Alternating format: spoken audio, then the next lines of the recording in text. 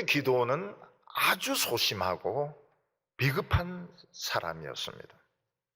그는 절대로 이스라엘의 지도자가 될 수 있는 그런 사람이 아니었습니다. 그런데 하나님께서는 기드온에게 찬스를 주셨습니다. 미디안 용사들 13만 5천 명이 쳐들어왔을 때 너 300명 데리고 가서 싸워라. 근데 기드온은 300명을 데려가서 싸웠습니다. 무조건 하나님의 말씀에 하나님이 주신 찬스를 놓치지 않고 싸웠습니다. 그때 13만 5천 명이 패닉 상태에 빠지게 되고 거기서 좀 더 나가서 미치게 되고 자기들끼리 막 찔러 죽이면서 12만 명이나 되는 엄청나게 많은 미디안 사람들이 서로 죽이게 됩니다. 그리고 15,000명은 살아서 요단강을 건너서 도망을 치게 됩니다. 기드온은 12만 명을 죽인 것으로 얼마든지 영웅이 될 수 있었고 그 13만 5천 명이 남긴 전리품은 엄청났습니다. 그들의 양식, 그들의 장식구, 그들이 남긴 칼들 이것만 끌어모아도 기드온은 엄청난 부자가 될 수 있었습니다. 그런데 기드온은 그게 자신의 목적이라고 생각하지 않았습니다. 암 수술을 했는데 아직 일부 암 덩어리가 남아 있습니다. 15,000명의 폐잔병이 남아 있습니다. 기드온은 전리품에 욕심을 가지지 않습니다. 하나님께서 자신에게 또 한 번 찬스를 주셨다고 생각하고 300명을 데리고 15,000명을 추격을 합니다. 어떻게 300명으로 15,000명을 이길 수가 있습니까? 13만 5천 명은 뭐 어떻게 하다가 그렇게 된 것 같지만 15,000명 독이 올라있는 15,000명을 무슨 재주로 이깁니까?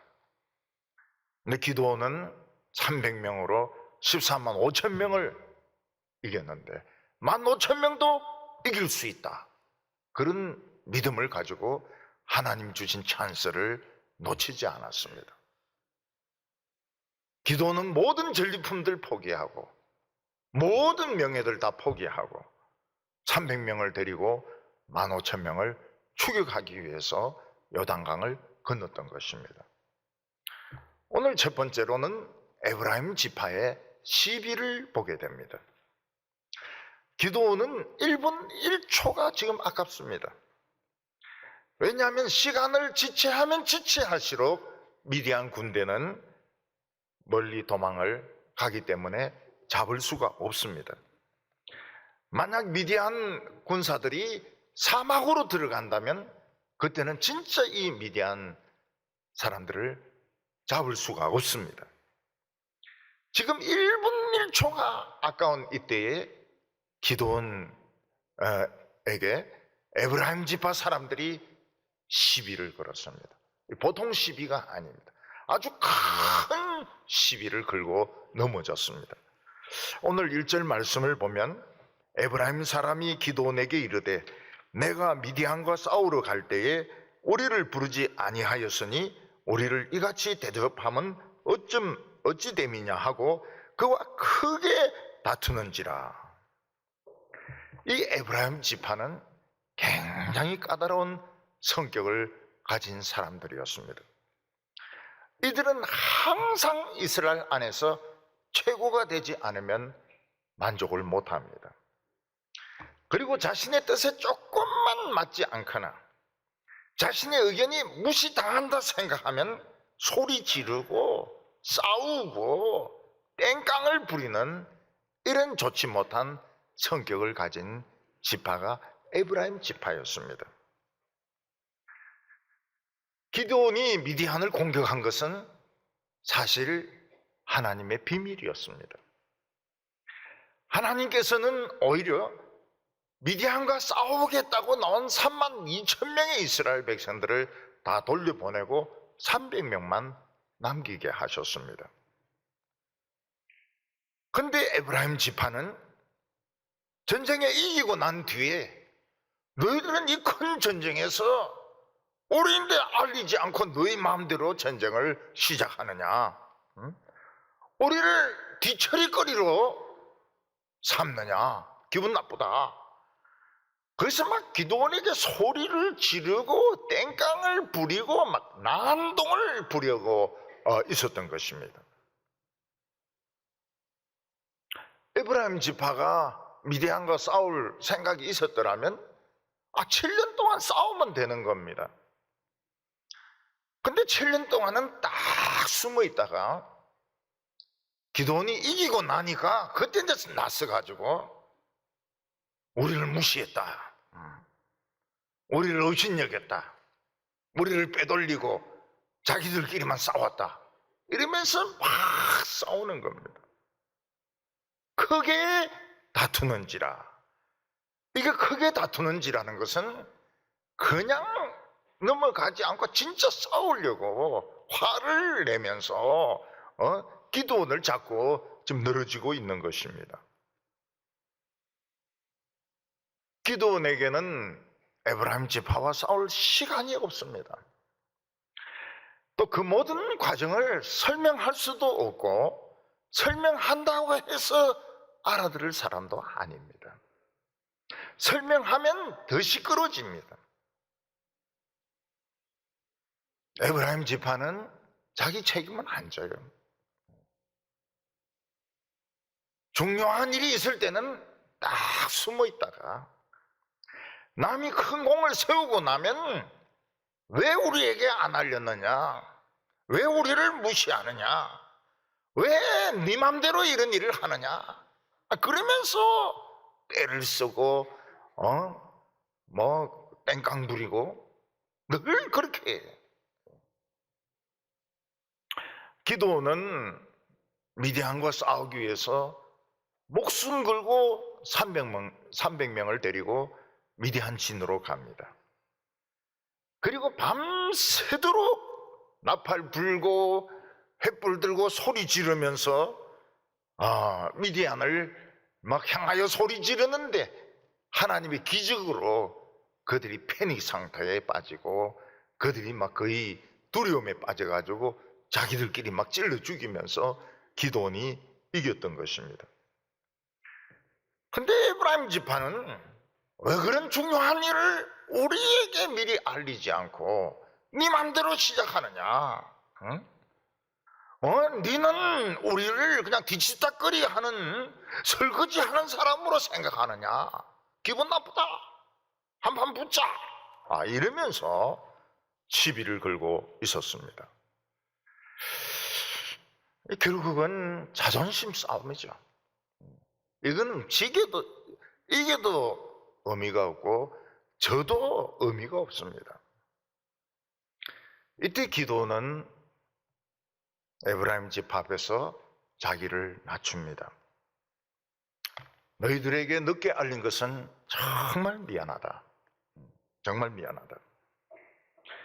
근데 너희가 한 것과 우리가 한 것은 비교가 안 된다. 우리는 그냥 나팔을 불고 횃불 들고 소리만 질렀지 우리는 한 거 없다. 근데 너희들은 와가지고 오랫과 세 장군을 잡아가지고 오랫은 오랫바위에서 죽이고 세 번 세 포도주 틀에서 죽였으니까 이거 굉장한 거다. 굉장한 거다. 너희들 야구하는 줄 알지? 선발 투수만 중요한 게 아니고 마무리 투수가 중요할 때가 많은데 너희들은 이 전쟁을 끝낸 사람들이다. 그리고 우리는 전리품의 생각이 없다. 다 가지라고. 그러면서 포도 비유를 들어서 설명합니다. 에브라임의 끝물 포도가 아비에셀의 만물 포도보다 더 맛있다. 이게 무슨 말입니까? 포도나 과일은 처음 딴 것이 제일 맛있습니다. 감도 마찬가지입니다. 포도도 마찬가지입니다. 나중에 딴 것은 맛이 훨씬 못해요. 근데 에브라임은 포도가 얼마나 상품이 좋은지 끝에 딴 것도 우리가 처음 딴 것보다 훨씬 더 맛있다. 너희들은 정말 우수한 사람들이다. 너희들은 정말 대단한 사람들이다. 늦게 알린 것은 미안하다. 늦게 알린 것은 미안하고 잘못인데 너희들 전리품 다 가지라. 전리품 가지고 지금 싸우려고 하는 거거든요. 에브라임 지파가 지금 기도원하고 막 붙으려고 하는 것은 자기들이 늦게 왔기 때문에 전리품 배당하는데 자기들이 손해볼까 싶어서 결국은 돈 때문입니다. 결국은 돈 때문에 싸우고 있는 겁니다. 기도원은 너희들이 전쟁을 끝냈으니까 너희들이 대단한 사람들이다. 우리 전리품 생각 없다. 다 가지라고. 전리품 다 가지라 그러고 너희들 대단하다 그러니까 에브라임 지파가 마음이 좀 풀리는 겁니다. 그래서 에브라임 지파는 기도원에 대한 관심을 버리고 그 눈앞에 쌓여있는 13만 5천 명이 가지고 온 전리품, 그 양식들, 그 칼들, 그 장식품들, 그거 차지한다고 정신이 없었던 것입니다. 같은 이스라엘인데도 참 정말 생각하는 것이 다른 것을 볼 수 있습니다. 정작 싸움이 필요할 때는 안 났습니다. 다 끝나고 난 뒤에는 내가 다 했다고 이야기합니다. 내가 다 했다. 예배당도 내가 지었고, 교회관도 내가 지었고, 주차장도 내가 만들었고, 주차장 만들 때만 서 있었던 말이에요, 옆에. 그렇게 생색내는 것을 좋아하는 사람들이 있습니다. 그렇게 얼굴을 내고 생색을 내고 잘난 체 하고 싶은 사람들이 있어요. 근데 기도는 그렇게 하지 않았습니다. 왜냐하면 목적이 있었기 때문에. 언젠가 어떤 목사가 목적이 이끄는 삶 이런 책을 썼는데 보니까 뭐 꼭 그런 것 같지는 않더라고요. 목적이 이끄는 삶 내용은 그런 게 뭐 제목만 멋있지 내용은 그렇지는 않더라고요. 근데 사실은 이 목적 하나에 집중하기가 어려운 이유는 사람들은 되게 하나도 손해를 안 보려고 합니다. 이것저것 전부 다 챙기려고 합니다. 모든 일에 다 관여하려고 합니다. 그래서 하나님이 기회를 주셔도 그 기회를 살리지 못하는 것입니다. 기도원에게는 많은 전리품이 중요하지 않았습니다. 그리고 에브라임하고 싸워서 이기는 것이 의미가 없었습니다. 기도원에게는 지금 라스트 찬스가 주어지고 있습니다. 그거는 남아있는 미디안 족속, 남아있는 암덩어리를 완전히 제거해서 이스라엘의 평화를 가져오겠다. 이 목적이 있었습니다. 그래서 기도는 에브라임 지파에게 잘못한 거 하나도 없지만 사과합니다. 미안하다고. 미안하다. 절대 무시할 의도는 아닌데 어떻게 하다 보니까 그렇게 됐다고. 그리고 전리품 다 가지라. 우린 전리품 생각이 없다고. 아마 이 모습을 본 사람들은 기도원이 바보라고 생각했을 것입니다. 바보 아닙니까? 뭐 한다고 15,000명을 추격합니까? 이 12만 명, 14만 5천 명이 남긴 전리품만 해도 완전 부자입니다. 그리고 그 명예만 가지도 기도원은 영웅입니다. 근데 기도원은 이 15,000명을 보내면 재발할 가능성이 있다. 몸 수술하다가 암덩어리를 두고 꿰매버리면 암 재발할 가능성이 있거든. 이 재발할 가능성이 있다.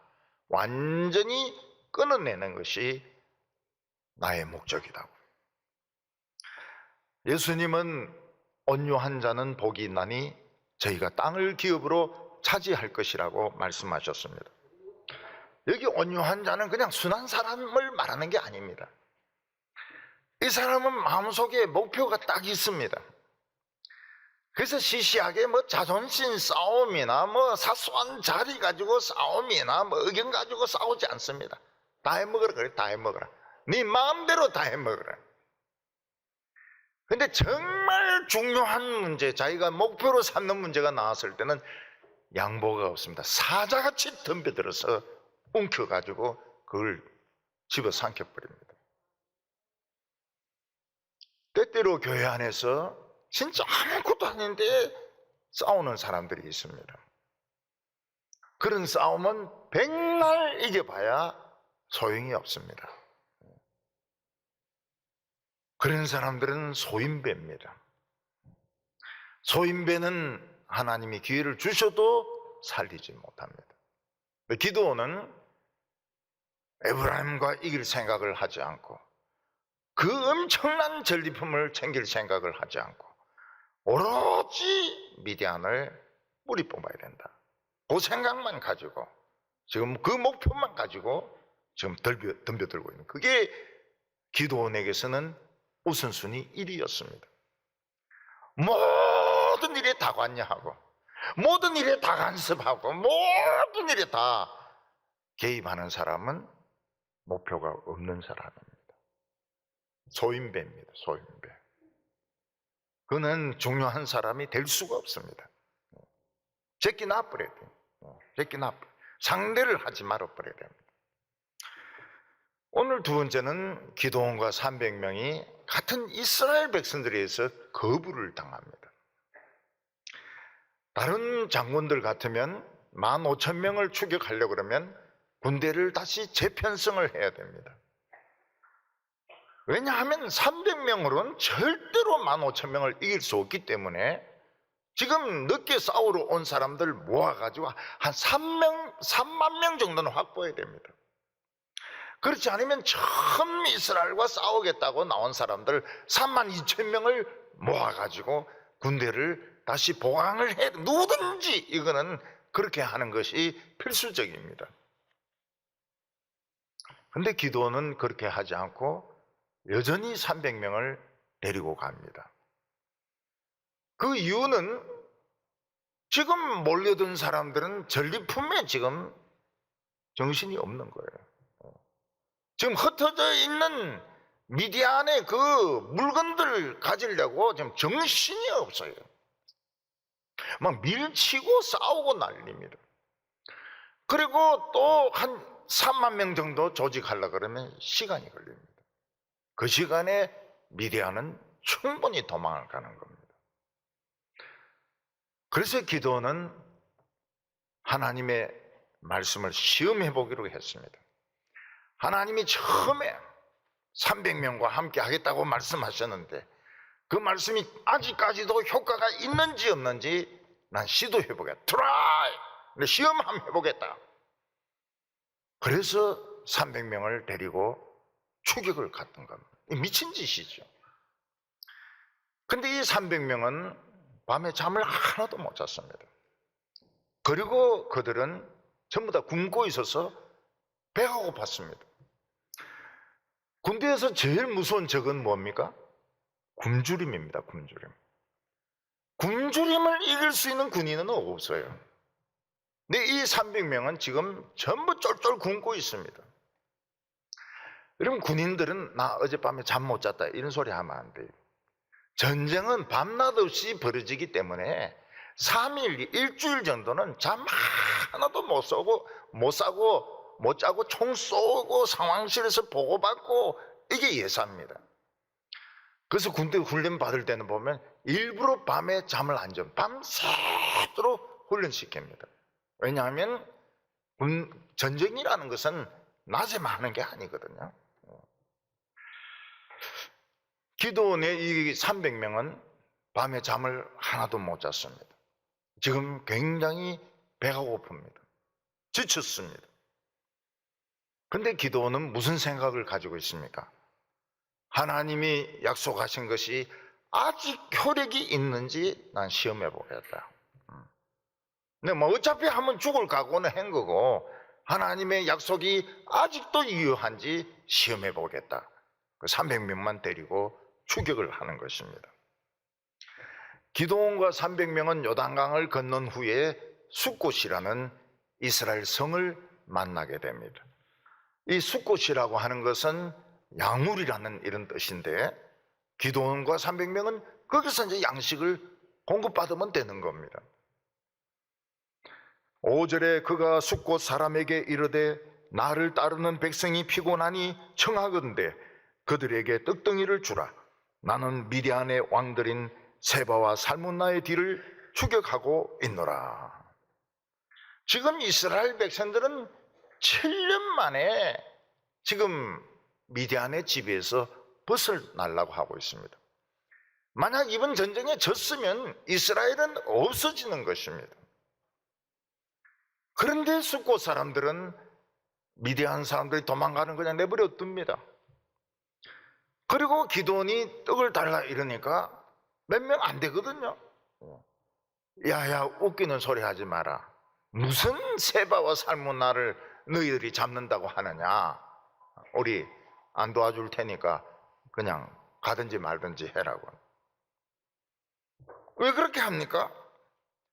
괜히 기드온을 도와줬다가 나중에 미디안이 다시 쳐들어왔을 때는 왜 기드온에게 양식을 줬냐?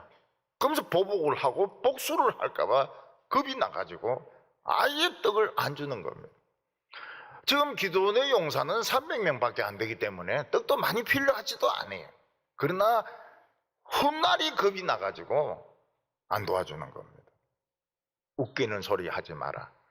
너가 뭐 세바와 살문나를 이기겠다고? 너 그런 소리 하지 마라. 우리 못 도와준다고. 오늘 세 번째로는 기드온의 승리의 비결이 나옵니다. 지금 기드온의 이 300명이 과연 미디안의 15,000명을 이길 수 있느냐 하는 것입니다. 15,000명을 이길 수 없습니다. 아무리 패잔병이라 그래도 15,000명은 15,000명입니다. 300명하고는 전쟁이 안 됩니다. 여기서 키포인트가 뭔가 하면 장막에 거주하는 자의 길입니다. 장막에 거주하는 자의 길은 유목민의 길인데 일반인들에게는 알려지지 않은 길입니다. 기드온이 이 길을 유목민에게서 들었는지 아니면 부하가 발견했는지 모르겠지만 큰 길로 갔다면 당연히 15,000명이 일어나가지고 싸우는데 싸움이 안 되죠. 미디안 족속은 이제 거의 이스라엘을 벗어났습니다. 그러니까 그들은 거기에 이제 퍼질고 앉고 들어눕고 엎드리고 그래서 막 쉴 생각만 하고 있습니다. 기드온은 300명에게 뭐라고 말합니까? 우리가 배고프면 적도 배가 고프다. 우리가 피곤하면 적도 피곤하다. 사람은 다 똑같다. 그런데 우리에게는 하나님의 능력의 말씀이 있다.